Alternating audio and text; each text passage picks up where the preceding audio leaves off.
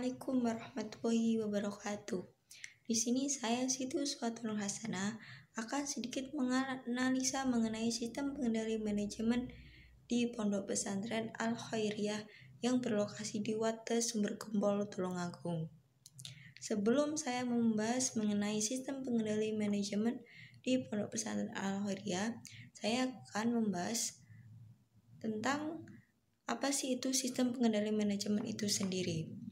Sistem pengendali manajemen adalah suatu sistem atau cara yang dilakukan untuk memastikan aktivitas atau kegiatan yang dilakukan itu sesuai dengan rencana atau tidak. Dalam pengendalian manajemen itu terdapat beberapa kegiatan.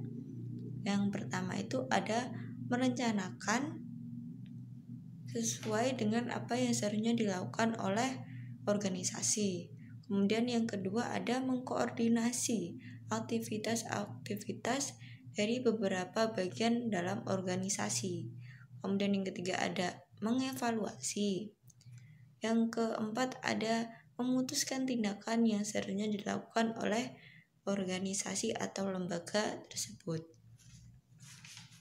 Dengan adanya sistem pengendali manajemen, organisasi atau lembaga dapat memastikan apakah kegiatan atau aktivitas yang dilakukan organisasi itu sesuai dengan rencana atau tidak. Kemudian, apakah perlu diperbaiki untuk kedepannya dengan evaluasi. Selanjutnya, saya akan membahas mengenai sistem pengendali manajemen di Pondok Pesantren Al Khairiyah itu sendiri. Di pondok pesantren memiliki cakupan yang sangat luas. Apalagi di Pondok Pesantren Al Khairiyah ini memiliki banyak cakupan, yaitu selain pendidikan pesantren, terdapat juga pendidikan formal seperti SMK, SMP, MI, dan sebagainya. Sehingga membutuhkan pengendalian manajemen yang sesuai agar dapat dikendalikan, dikontrol dengan baik dan tepat. Di Pondok Pesantren Al Khairiyah ini terbentuknya kepengurusan yang bertujuan agar kegiatan atau aktivitas di pondok pesantren itu dapat dikontrol dengan baik. Mengenai kepengurusan di Pondok Pesantren Al Khairiyah sendiri itu dibagi menjadi beberapa. Yang pertama itu ada kepengurusan di lembaga pondok pesantren itu sendiri, yaitu ada pengasuh, ketua, sekretaris, bendara, dan beberapa divisi. Untuk pengasuhnya sendiri itu ada beliau Habib Hamid bin Ahmad Al-Mudor dan beliau Umi Aris. Untuk ketua lembaganya sendiri itu adalah Ustadz Mujtahid Hasan. Kemudian ada bendahara, sekretaris, kemudian divisi kependidikan, dan sebagainya.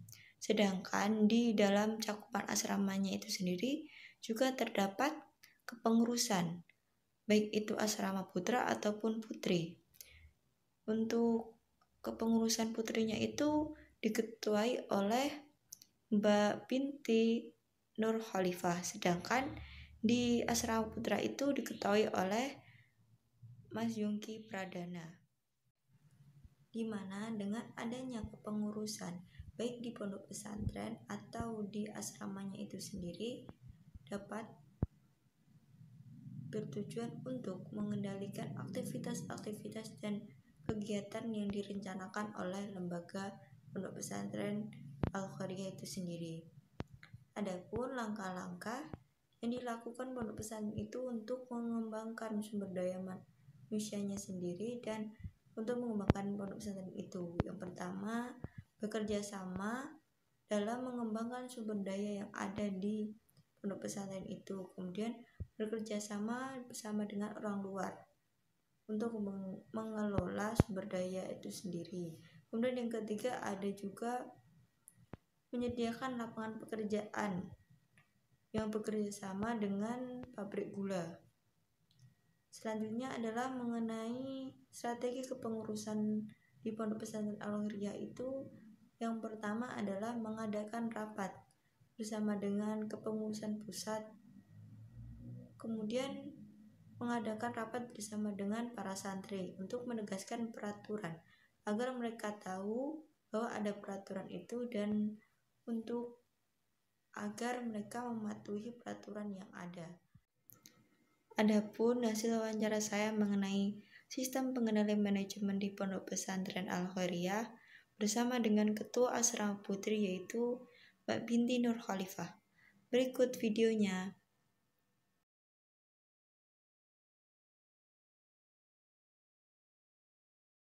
Assalamualaikum warahmatullahi wabarakatuh. Waalaikumsalam warahmatullahi wabarakatuh. Mohon maaf mengganggu waktu jenengan. Ini saya minta waktunya Samad untuk mewawancari mengenai sistem pengendali manajemen tentang Pondok Pesantren Al-Khairiyah di Tulungagung. Ini langsung saya ajukan di pertanyaan. Yang pertama itu mengenai langkah apa yang dilakukan oleh pengurus lembaga dalam mengembangkan atau memajukan Pondok Pesantren Al-Khairiyah itu bagaimana? Ya Mbak, jadi begini ya, ada beberapa langkah yang ditempuh dalam mengembangkan Pondok Pesantren Al-Khairiyah. Di antaranya yaitu bekerja sama dengan pihak dari luar, Mbak. Ya, dari luar yang di situ bekerja sama dalam kewirausahaan, Mbak. Misalnya seperti membudidayakan ikan gurame. Ikan gurame itu berarti punya tempat sendiri. Iya. Terus ada penanaman sayur-sayuran di kebun. Jadi jika ada kebun milik warga luar ya Mbak, misalnya kalau tidak dipakai itu disewa sama kami, disewa seperti itu. Terus nanti itu ditanami sayur-sayuran, mangga, sawi, kacang. Itu nanti dikelola sendiri atau dijual dan dikelola sendiri. Itu dua saja. Dan ada lagi Mbak di sini itu seperti menyediakan lapangan pekerjaan santri-santri putra, seperti pengelolaan pabrik gula Mbak dari Tebu. Oh itu kerjasama Mbak? Iya, kerjasama dengan pihak luar. Jadi nanti dalam diproduksinya itu mengandalkan beberapa dari pihak luar. Garis kerjasama nih untuk ini langsung kedua ya. Tapi yang satu sudah iya. Lanjut nomor 2 ini mengenai strategi apa untuk mengembangkan pengurusan di pondok pesantren ini.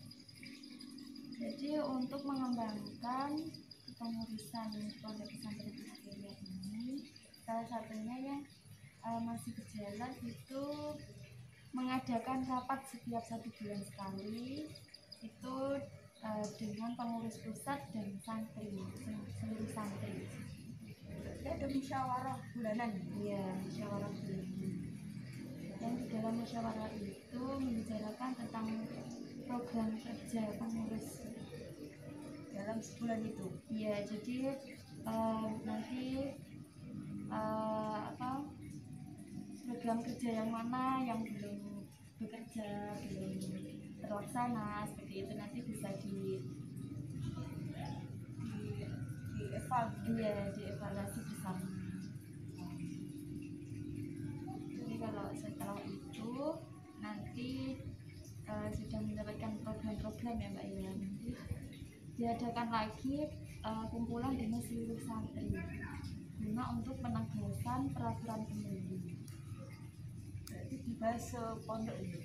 Ya, agar santri itu tidak gimana ya Mbak ya, tidak lupa gitu loh kalau niatnya di sini itu mencari ilmu. Jadi itu kalau tahu kalau di pondok itu ada peraturan seperti itu. Jadi untuk mengontrol mereka juga ya, biar kalau kegiatan tidak selalu ingat. Kan peraturan itu banyak Mbak. Nanti kalau kan juga ada rupanya gitu, namanya juga manusia. Setiap bulan itu diingatkan kembali.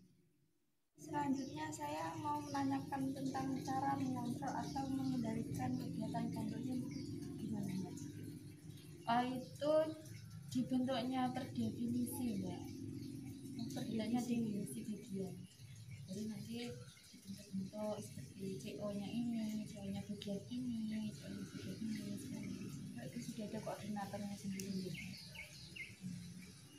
Selain itu anggotanya biasanya berapa Mbak?